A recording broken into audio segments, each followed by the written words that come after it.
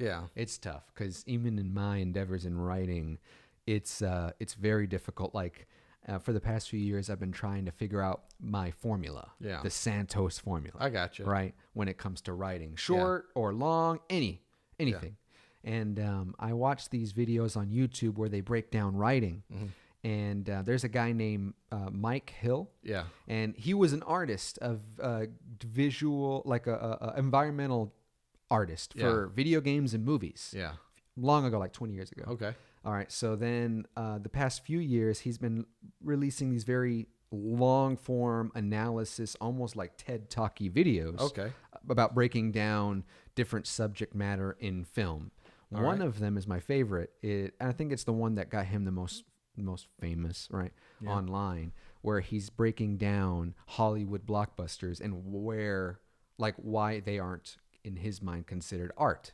Okay. Right. Like, are we talking like this is like newer blockbusters? Yes. Okay. I yes. gotcha. So anything like 2000, late 90s on. Okay. And, his movie that he uses for an example is Terminator 2. Okay. Right. Okay. And I thought it was like, well, I grew up with the film. Yeah. I love it. Me too. I don't know why I love it. Yeah. So let's see what this guy, this artist, great artist, by the way, worked on Half-Life 2 Okay. and a few Okay. other, I don't want to say, I think he knew people that were doing that Jodie Foster movie, Contact. Okay. Yeah. Right. Yeah, Because I he remember breaks that down too. Okay. But- So he's saying like in his mind they aren't art, those movies. No. Those are. Those are art. Those are considered art, and he breaks them down in a very psychological way. Okay. Right. So in my mind, I use that and then a few other videos about act structure and then thematic, so character development. Okay. I use those as like my Bible whenever I just practice my writing. And I mean, I can tell it's a lot. Yeah. It helps with the writing, just thinking about, okay, like in Terminator 2, taking an arc and archetypes from mythology and using them in the film through protagonist and the antagonist. I gotcha. Right? The hallway where they fight. I didn't realize when I was growing up or watching it a few hundred times. Yeah. Like that's almost a mythical kind of setup where, you have left, you have right. Yeah. You have the bad guy dressed in a good guy costume and the good guy dressed in a bad, at the time, a bad boy. Right.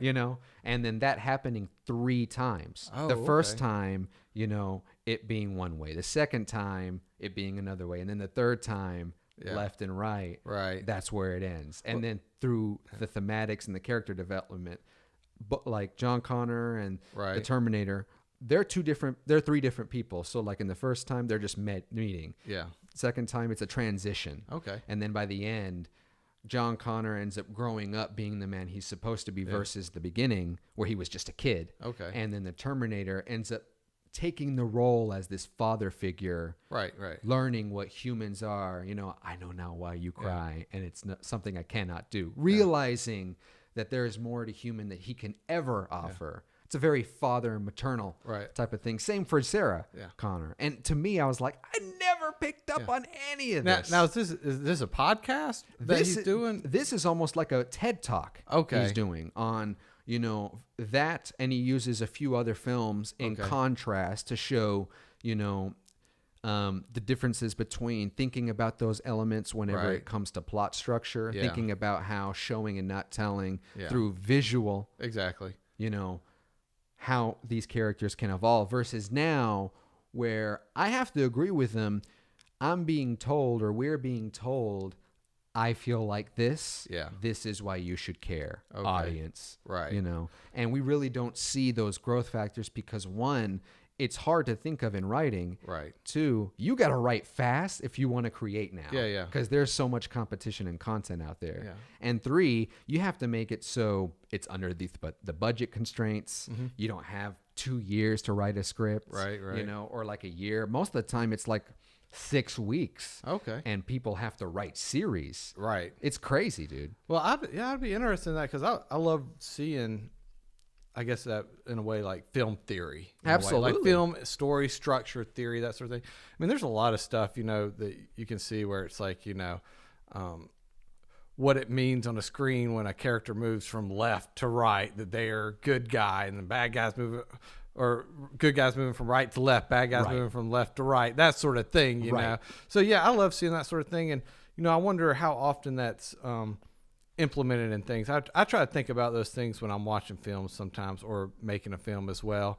I think a lot of it has to do with, less of what an audience consciously realizes and more what a subconscious realization is for them. He goes into that as well. Yeah, and that's kind of what it is. I mean, there's a lot of times that, you know, I could be shooting something. I'll say, well, I know this is a minor thing here, but if we incorporate this, the audience won't notice it. But it's the difference between what makes a movie feel good to somebody or feel like a crappy movie to somebody. Dude, absolutely. So I get that. Absolutely. I think it's definitely something you have to think about, but I'm not sure that, you know, you can't break the rules as well. You know what I mean? I mean, absolutely. And that's what I'm saying. So like in myself developing what I want to, like what I want, how the stories I want to flesh out are told.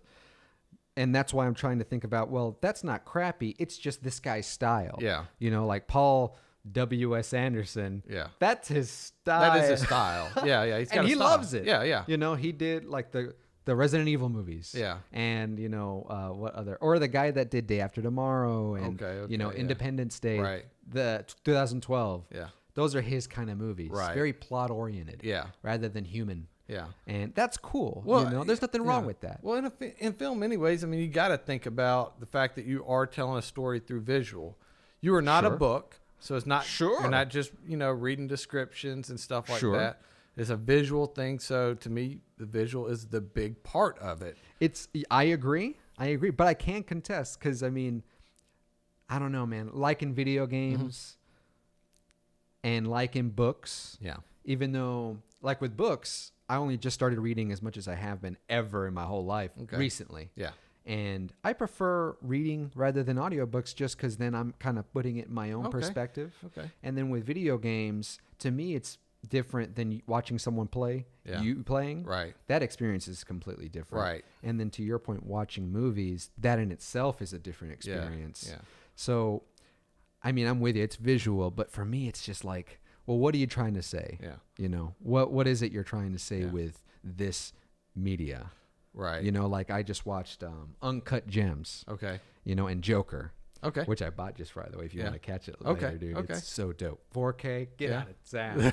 You haven't seen it yet? No, I haven't seen it. No. Oh, bro. No. Well, that's I've heard it's really good. Well, that's one thing that, hey, that goes right into what we're talking about, because they could have done it with the other DC films where it's just like, this is plot oriented. Yeah. This is what's going on with Superman and Aquaman and everything.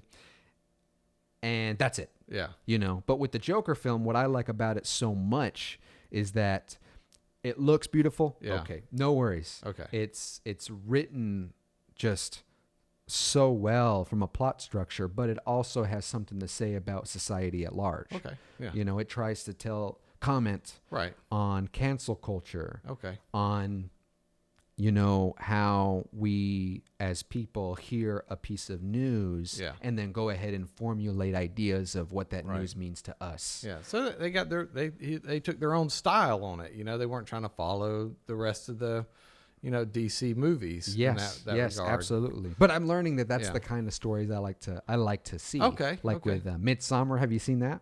What was it? Midsommar? No, I haven't. No. Oh, bro, you'd love it. Okay. You'd love it. Yeah, it's like a horror thriller. Okay, yeah. The guy that did Ari Aster, he did Midsommar this year.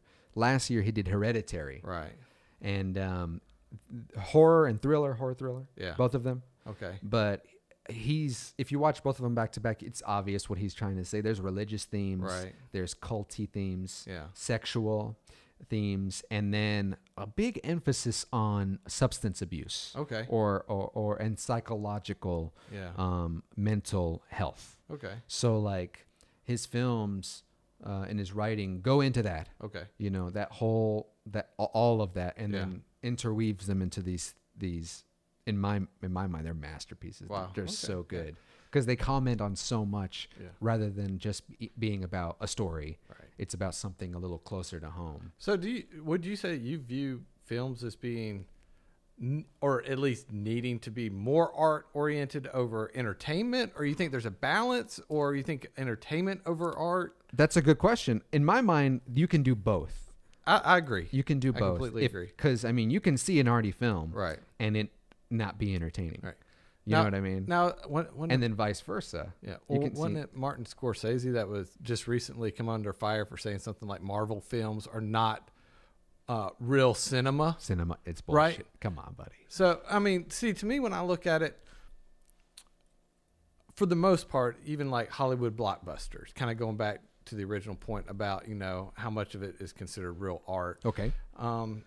To me, I think their main objective is entertainment. I have no problem with it. I love it. I mean, I'm a big sucker for things like Marvel films and Star Wars films, and Same. I just love having fun. Sure. And to me, if I'm not having fun with the movie, even if it's really artistic, I get it. I understand it. I'll watch it. I don't mind even studying it. Okay. But as far as just personal enjoyment, I just want to have fun sometimes. That's awesome, and really dude. enjoy it. So, but I think no matter what, there is a lot of art that has to go into it, because even the Hollywood blockbuster films, for the most part, they're not going to, you know, really jack up how they're shooting it. You know what I mean? They're going to implement a lot of those formulaic ways of shooting films that people are used to, that Sure. incorporate it, and there's artists involved. Sure. And there's a lot of art involved. It's not just visual. There's sound, there's music, Well, there's absolutely. actors. So there's a lot of art involved, even in blockbuster films. So, But here's my thing, Yeah. though, is like, so you just asked me what's more important. right. To me, all of it's important. Okay. But as a watcher, there are, in my mind, 3 levels. Okay. And it's separated in the way we consume the media. Right. And it's what that Mike Hill guy goes into. And I'm going to butcher it, but I'm going to try, right? Okay. So we have 3 forms of consuming anything Yeah. in our brain. You Okay. know, there's I want to say there's a visual, which is, you know, an animalistic, instinctual kind of violent thing that we have inside of us, and it's a reptilian complex or something like that, Okay. where we just thrive on quick cuts, action, bam, explosions, Michael Bay, Okay, I got you. right? Yeah. And then there's another one where we look at symbols, Okay. right? So symbols being red, blue, good, bad, Yeah. you know, and I want to think that that's thematically Okay. where that comes from. I got you. And then the third one, I want to say it's done through visual elements. Okay. I know I'm butchering it, but in my mind, that's how I look at films. So, like, to your point, if I'm watching Jumanji 2, Yeah. right, that's gonna go in the first level where it's mainly reptilian. It's fun, it's exciting. There's some gotcha. sexual stuff, some Yeah. you know, some funny stuff, some action stuff, and that's right there Yeah. in the first level. Nothing wrong with it, but that's as far as it Right. wants to go. It's not trying to be Yeah. like super artsy. Yeah. It's not trying to do anything else. Yeah, but at the same time, they're not going to jack up, you know, the shoot. No, for the most part. absolutely. You know, Absolutely. it's going to look good. Oh, it's gonna look sound good. good. It's going to Sure. be shot well. It'll be shot decently. Yeah. But it's not shot like what's another in my mind, Ford versus Ferrari. Okay. I watched that recently Yeah. too. And that to me goes into the next level. Okay. Where it's more compelling because they're thinking of the visual side of I it got to you. complement the previous side. Yeah. And, you know, it's shot well. There's a lot of nice thematic Right.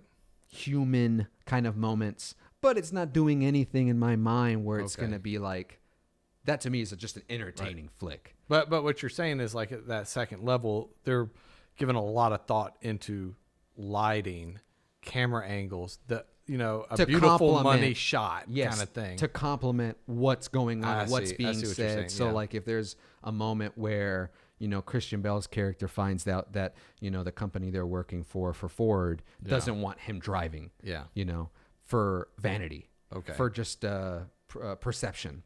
How are people going to think Yeah, about yeah. this? And they make sure that whenever he finds out, they push in, Yeah. you know, and he doesn't say something or does I say see. something.